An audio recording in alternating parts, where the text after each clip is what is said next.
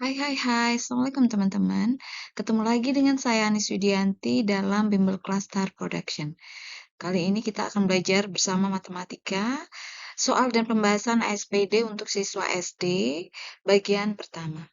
Oh ya, buat teman-teman yang belum subscribe, bisa untuk segera subscribe karena subscribe itu gratis dan juga sebagai wujud dukungan kalian atas channel belajar kita ini.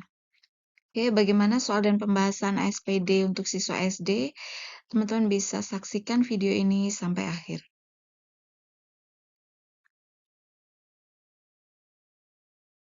Untuk soal yang pertama, SD Bangsaku mempunyai dua macam warna masker medis untuk persediaan.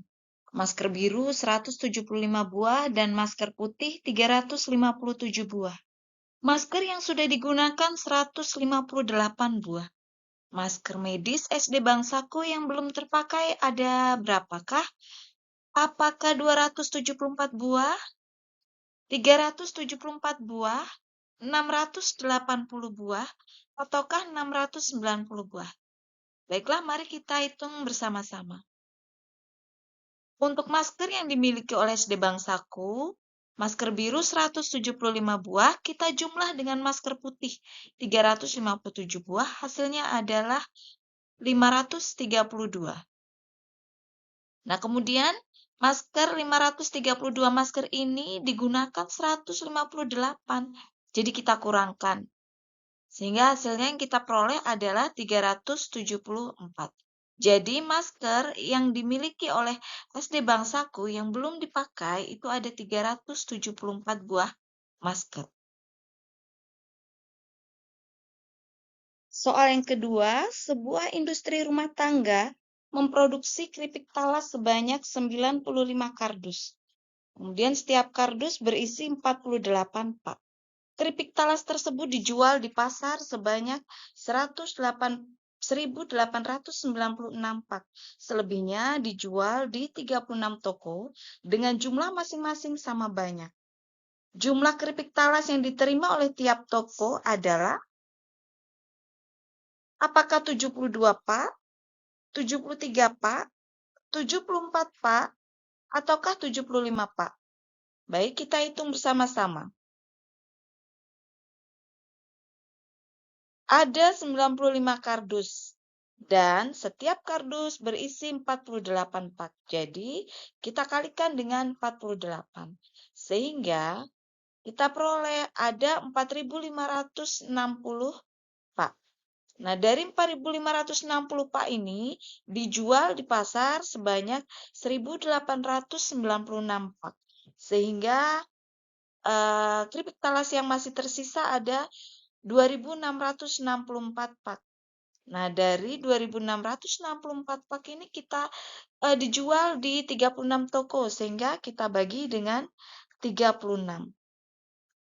Hasilnya adalah 74 pak. Jadi, jumlah keripik talas yang diterima tiap toko adalah 74 pak. Soal yang ketiga, di sini Khairul dan teman-temannya bersepeda ke pantai Melarangan pada hari Minggu. Sesampainya di sana, mereka istirahat sambil menikmati berbagai menu di warung Budita.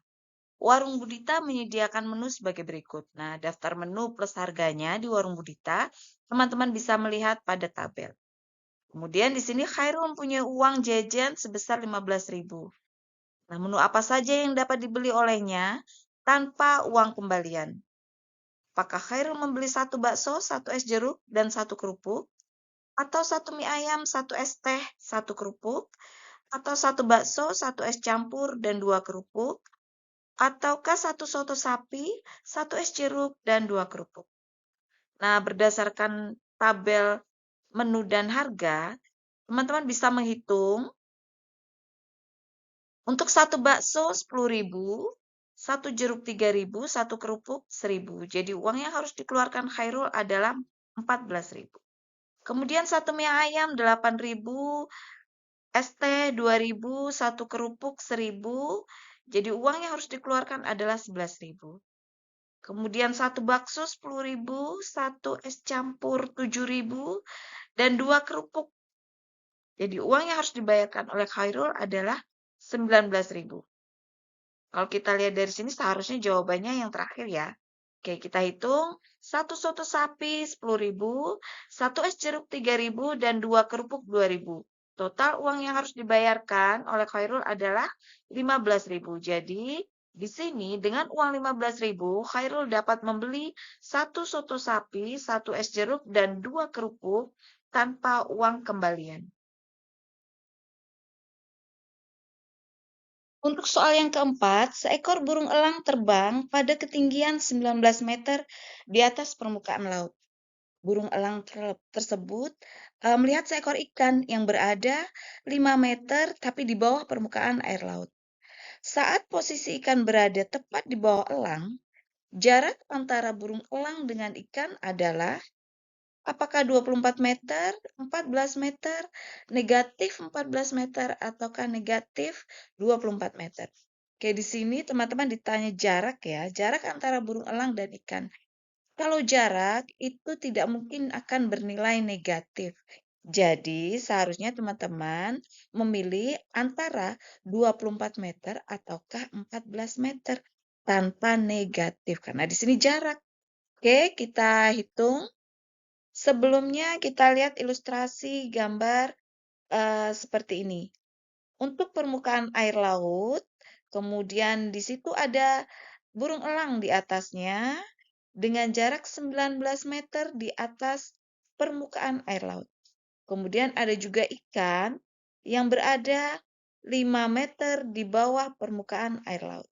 Seperti yang sudah teman-teman lihat pada ilustrasi gambar.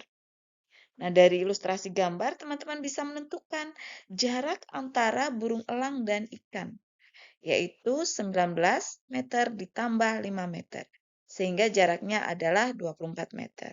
Jadi, jarak antara burung elang dengan ikan adalah 24 meter.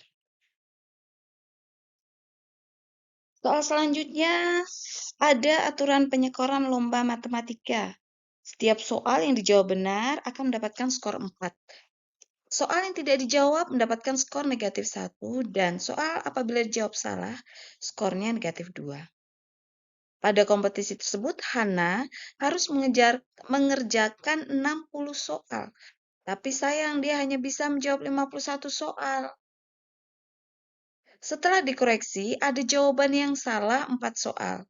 Skor yang diperoleh Hana adalah apakah 188, apakah 184, ataukah 179, ataukah 171. Kita hitung bersama-sama. Oke, kita buat tabelnya terlebih dahulu. Soal benar, salah, tidak jawab, dan skor total. Pada kasus ini, Hana menjawab dengan jawaban salah itu ada 4 soal. Nah, padahal dia mengerjakan 51 soal. Jadi, dari 51 soal dia jawab salah 4, berarti ada jawaban yang dia jawab benar sebanyak 47 soal. Soal yang harus dikerjakan Hana adalah 60 soal. Tetapi Hana cuma mengerjakan 51 soal. Berarti ada 9 soal yang tidak dikerjakan oleh Hana. Oke, sekarang kita hitung skornya bersama-sama. Teman-teman bisa melihat bahwa skor benar 4, satu skor benar 4, satu skor salah negatif 2, apabila tidak menjawab negatif 1. Oke, banyak soal kita kalikan dengan skor masing-masing. Kita peroleh untuk jawaban benar skornya 188, untuk jawaban salah skornya negatif 8, kemudian untuk skor yang tidak dijawab itu negatif 9. Sehingga kalau kita total, skor yang diperoleh Hana adalah 171.